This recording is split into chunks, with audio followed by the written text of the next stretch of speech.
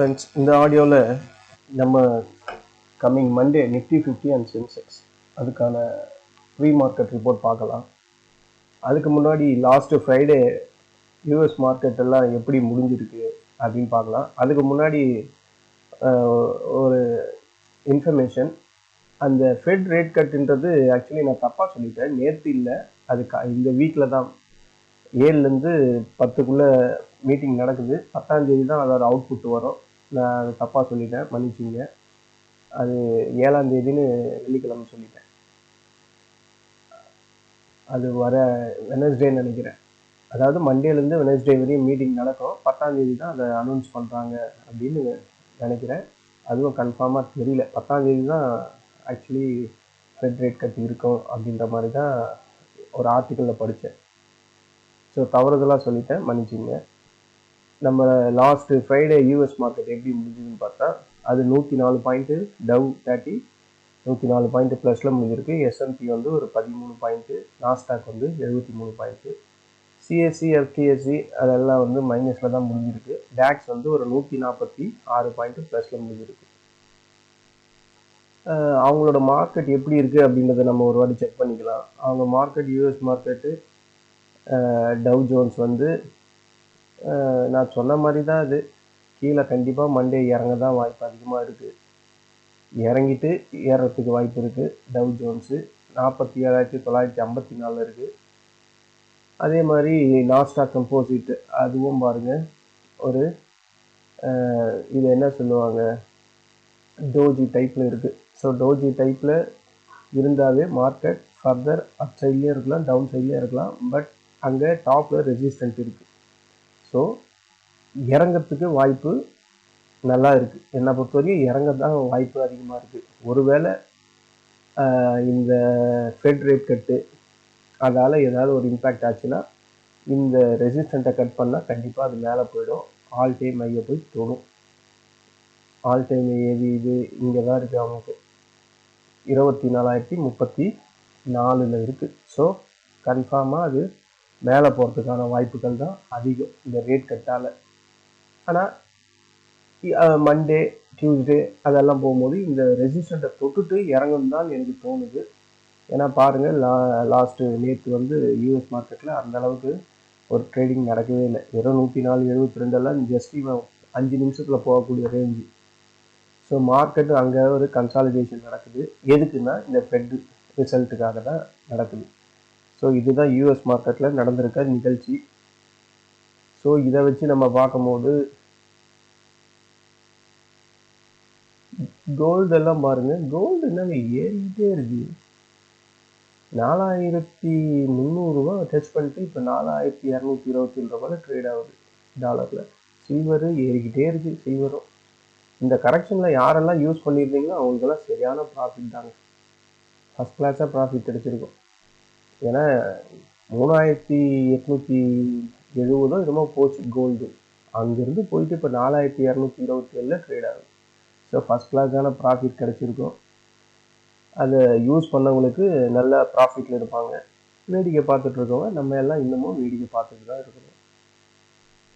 சரி, நம்ம nifty 50 and sensex மண்டேக்கான ப்ரீ மார்க்கெட் ரிப்போர்ட்டை செக் பண்ணிடலாம். இப்போ இருக்கிற அந்த ஸ்டேட்டஸை வச்சு பார்க்கும்போது நமக்கு நிஃப்டி 50 ஒரு பெரிய லெவலில் கேப் அப்லாம் கிடைக்காது, பெரிய லெவலில் கேப் டவுனும் கிடைக்காது. ஒரு பாசிட்டிவாக ஒரு 10, 15, 20 பாயிண்ட்டு ப்ளஸ் ஆர் மைனஸில் ஓப்பன் ஆகிறதுக்கான வாய்ப்பு அதிகம் கம்மிங் மண்டேயில்.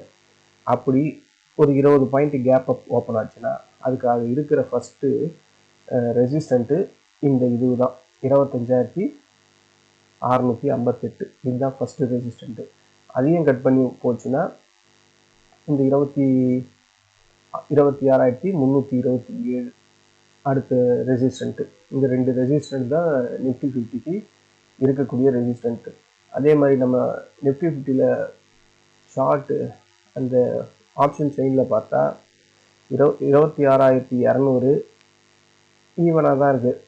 ஓஐ ரெண்டுத்தையும் செக் பண்ணால் 26,250, 26,300 இதெல்லாம் ஸ்ட்ராங்காக இருக்குது. 350. ஸோ அப்படியே படிப்படியாக 50 ப்ரைஸ் வித்தியாசத்தில் ஸ்ட்ராங்கான ரெசிஸ்டண்ட்டு ஜென்ரேட் ஆகிட்டே இருந்திருக்கு. இது இத்தனைக்கும் இப்போ ஆஃப்லைனில் இருக்குது. மார்க்கெட் ஓப்பன் ஆகும்போது இன்னும் அது ஃபர்தராக சேஞ்ச் ஆகிறதுக்கான வாய்ப்பு இருக்குது. ஆனால் இந்த 26,100 இந்த 26,000 இதெல்லாம் ஸ்ட்ராங்கான சப்போர்ட்டாக இப்போ பில்டப் ஆகிட்டு இருக்கு. இப்போ இருக்கிற இந்த சார்ட் ஓஏ வச்சு செக் பண்ணால் 26,100 செம ஸ்ட்ராங்காக இருக்குது. இந்த 26,100 ஸ்ட்ராங்கு, 26,000 பயங்கரமான ஸ்ட்ராங்கில் இருக்குது. ஸோ மார்க்கெட்டு ஒரு கேப் டவுன், ஒரு கேப் அப், நான் ஆல்ரெடி சொன்ன மாதிரி ஒரு 20-30 பாயிண்ட் ப்ளஸ் ஆர் மைனஸில் இருக்கலாம். ரெசிஸ்டன்ட்டு நான் ஆல்ரெடி சொல்லிட்டேன். ஒருவேளை ஒரு கேப் டவுன் வந்தால் மார்க்கெட்டு எனக்கு தெரிஞ்சு இந்த 26,135 இருக்குல்ல இந்த இடத்துல டச் பண்ணிட்டு ரிவர்ஸ் ஆகும் அப்படின்ற மாதிரி தான் எனக்கு தோணுது. இந்த 26,135 டச் பண்ண உடனே மார்க்கெட்டு, அதாவது காலையில் 9:15 ஒரு கேப் டவுனில் ஓப்பன் ஆகுதுன்னு வச்சுக்கோங்களேன், அது சரன்னு இந்த 26,135 தொட்டுட்டு ரிவர்ஸ் ஆகும் அப்படின்றது மாதிரி எனக்கு தோணுது. அது அப்படியே தான் நடக்கணும்ட்டுலாம் இல்லை, எனக்கு தோன்றதை நான் உங்கள்கிட்ட சொல்கிறேன். அப்படி அந்த 26,135 கட் பண்ணி கீழே வந்தானா அதுக்கு இருக்கிற இந்த 26,068 தான் ஸ்ட்ராங்கான சப்போர்ட். எனக்கு என்ன தோணுதுன்னா, மார்க்கெட்டு ஒரு கேப் டவுன்லேயே ஓப்பன் ஆகுதுன்னு வச்சுங்களேன், இல்லை கேப் அப்பில் போகுதுன்னா இப்படி போயிட்டு இப்படி வருமோன்னு தோணுது. இப்படி வந்துட்டு இப்படி போகுமோ அப்படின்ட்டு. அப்போ இது ரெசிஸ்டன்ட் அகைன் ஆக்ட் ஆகும். ஸோ இந்த மாதிரி ஒர்க் அவுட் ஆகுமோ அப்படின்ற மாதிரி தான் தோணுது. இது இந்த மாதிரி சினாரியோ நடக்கிறதுக்கு வாய்ப்புகள் தான் அதிகமாக இருக்க மாதிரி எனக்கு தோணுது. சரி, ஒரு கேப் டவுனில் ஓப்பன் ஆச்சுன்னா இந்த ஃபஸ்ட்டு நான் சொன்ன இந்த 26,135 தொட்டுட்டு மேலே போகிறதுக்கான வாய்ப்பு கண்டிப்பாக இருக்குது. இல்லை அதையே கட் பண்ணி வந்தானா அதுக்கான ஃபஸ்ட்டு சப்போர்ட்டு 26,068 தான். இந்த 26,068 ஃபஸ்ட்டு சப்போர்ட்டு. அதையும் உடச்சி ஒரு ஸ்ட்ராங்கான பியர் கேண்டில் ஸ்ட்ராங்காக வந்து க்ளோஸ் ஆச்சுன்னா நம்ம அந்த இடத்துல ஒரு புட் ஆப்ஷனை பை பண்ணலாம். ஆனால் ரொம்ப கேர்ஃபுல்லாக தாங்க பை பண்ண வேண்டியதாக இருக்குது. ஏன்னா இப்போல்லாம் நம்ம நினைக்கிற மாதிரி மார்க்கெட்டில் நம்ம நினைக்கிறதே அங்கே நடக்கிறதே இல்லை. நான் அப்படி தான் அந்த லாஸ்ட்டு ஃப்ரைடேல லாஸ் ஆகலை உங்கள்கிட்ட சொல்லியிருந்தேன்ல, ஒரு ஸ்ட்ராங்கான பியர் கேண்டில் கீழே சப்போர்ட்டை உடச்சி கீழே வந்து நிற்கிது. ஆனால் மார்க்கெட் அடுத்த கேண்டில் ஸ்டார்ட் ஆகும்போது செம புல்லிஷாக ஸ்டார்ட் ஆச்சு. அதாவது ஷார்ட் கவரிங் மாதிரி பெரிய லெவல் ரேலியில் போச்சான், 70 பாயிண்ட் கிட்ட போனோம். ஸோ அந்த மாதிரி ஆகிறதுக்கு வாய்ப்பு இருக்குது. அதனால் இந்த ஒரு ஸ்ட்ராங்கான பியர் கேண்டில் கீழே வந்து பிரிண்ட் ஆச்சுன்னா அடுத்த கேண்டில் வர வரையும் வெயிட் பண்ணுவேன். அதுதான் நான் இப்போ கொடுக்குற ஒரு சஜஷன். அடுத்த சப்போர்ட்டு இந்த 25,600 இங்கே இருக்குது. இந்த 25,600 ஒரு ஸ்ட்ராங்கான சப்போர்ட்டு, அதாவது ஷார்ட் பிரகாரம். அதுக்கப்புறம் இருக்கிற சப்போர்ட்டு இதுதான். எங்கே இருக்குது? 25,918. இந்த 3 சப்போர்ட்டு தான் நாளைக்கு மண்டே நிஃப்டி 50க்கு ஆக்ட் ஆகும். அதுக்கு மேலே ரெசிஸ்டன்ட் நம்ம ஆல்ரெடி சொல்லிட்டோம். ஸோ இந்த லைன் போட்டிருக்கேன்ல, இந்த லைனுக்குள்ளே தான் அவன் ட்ரேடிங் நடந்துக்கிட்டு இருக்கு. எப்போத்துலேருந்து? டிசம்பர் 3ஆம் தேதியிலேருந்து இந்த லைனையே அவன் வந்து டச் பண்ணி மேலே போயிட்டு இருக்கான். ஸோ கம்மிங் மண்டே இப்படி இந்த போட்ட மாதிரி இந்த பேட்டர்னில் வர்றதுக்கு வாய்ப்பு அதிகமாக இருக்குது. இல்லை அப்படின்னா இந்த 26,135 தொட்டுட்டு ரிவர்ஸ் ஆகிறதுக்கான வாய்ப்பும் இருக்குது. ஆனால் பக்கத்துலேயே ரெசிஸ்டன்ட் இருக்குது, அதை ஞாபகத்தில் வச்சுங்க. இந்த பிட்வீன் ஸ்பேஸில் என்ன ஒரு 1000 ரூபாய் ஏர்ன் பண்ணலாம், அவ்வளோதான் முடியுமே கண்டி பெரிய லெவலில் கிடைக்காது. எனக்கு ஒரு 500 ரூபாய் 1000 ரூபாய் ஒரு நாளைக்கு வந்தால் போதுன்றவங்க இந்த இடத்த யூஸ் பண்ணலாம். அதாவது யூஸ் பண்ணலான்னா மார்க்கெட்டோட நிலைமையை பார்த்துட்டு, நான் சொல்கிறது எல்லாமே அந்த 9:15 ஃபஸ்ட்டு கேண்டிலை வச்சு சொல்கிறேன்.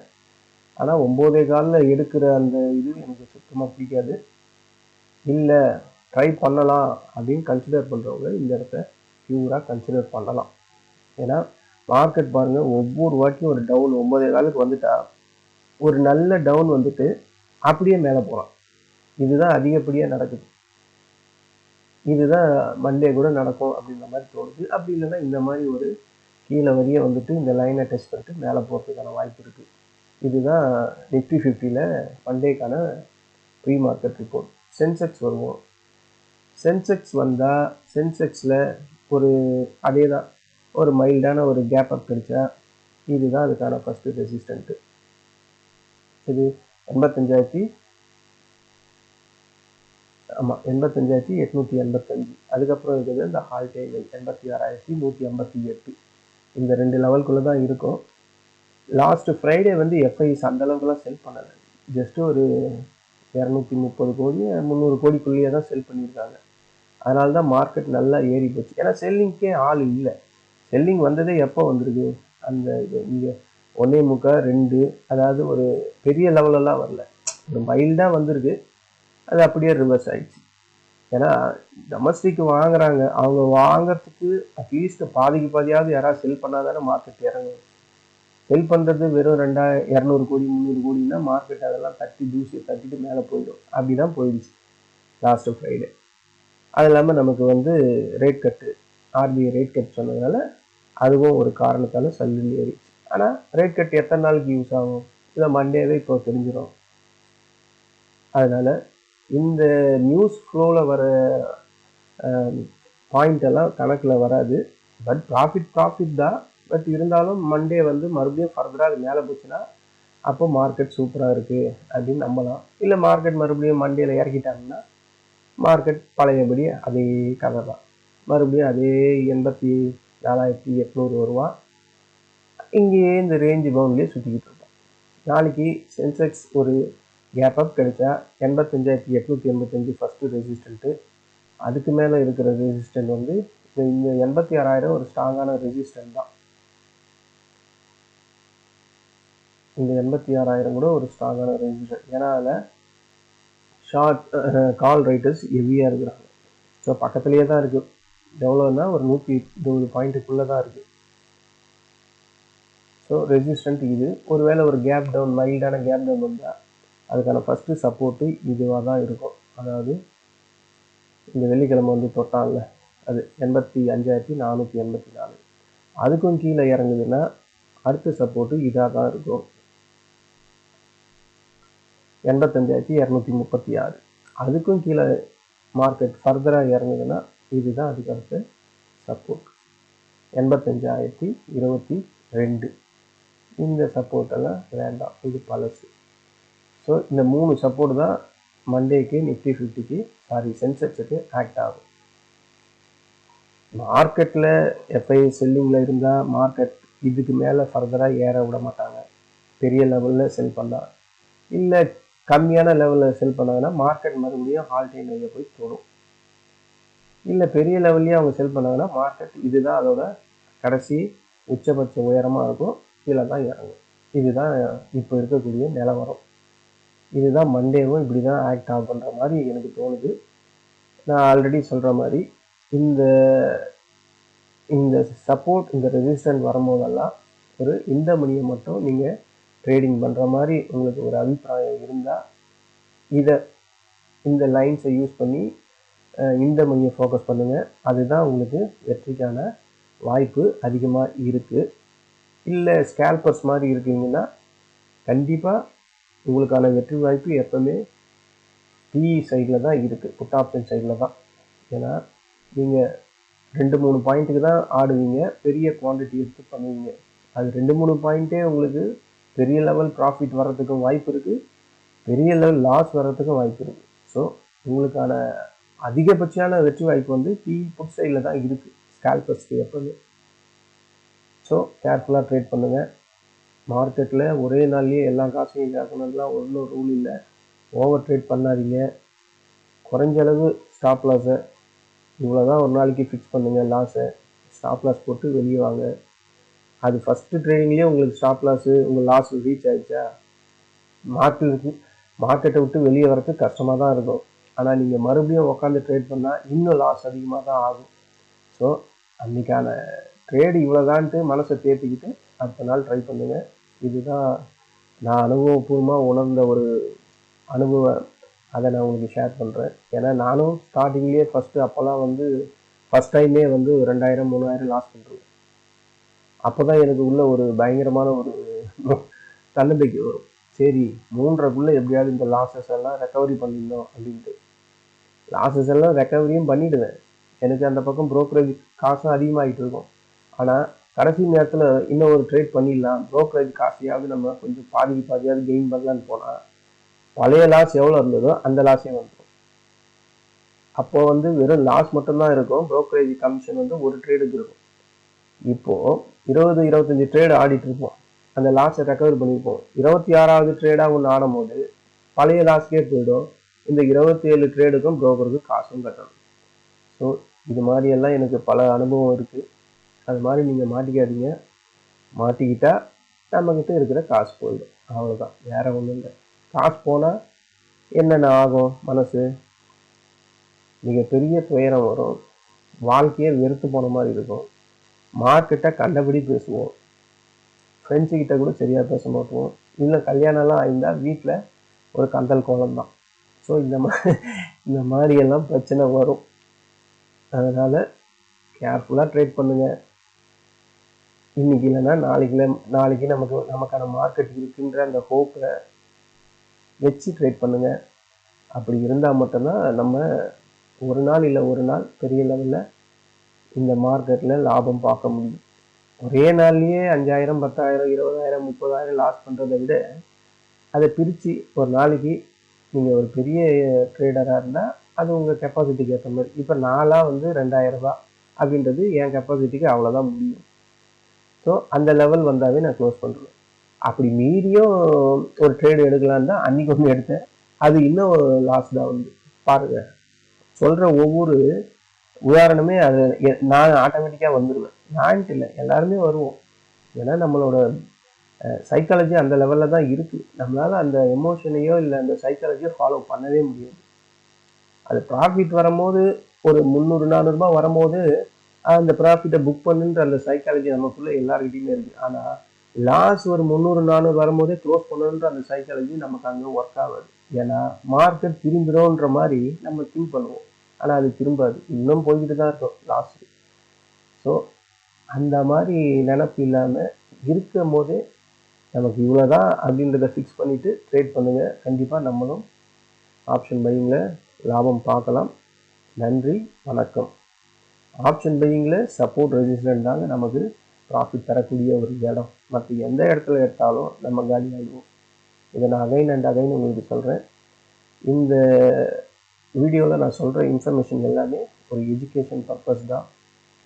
நான் உங்களை யாரையுமே வந்து ஆப்ஷன் பையிங் பண்ணுங்கள், செல் பண்ணுங்கள் அப்படின்லாம் சொல்லலை. இதில் இவ்வளோ ரிஸ்க் இருக்குது, இதில் இந்த மாதிரி தான் பண்ண முடியும் அப்படின்றத உங்கள்கிட்ட நான் ஒரு அட்வைஸாக சொல்கிறேன். நன்றி, வணக்கம்.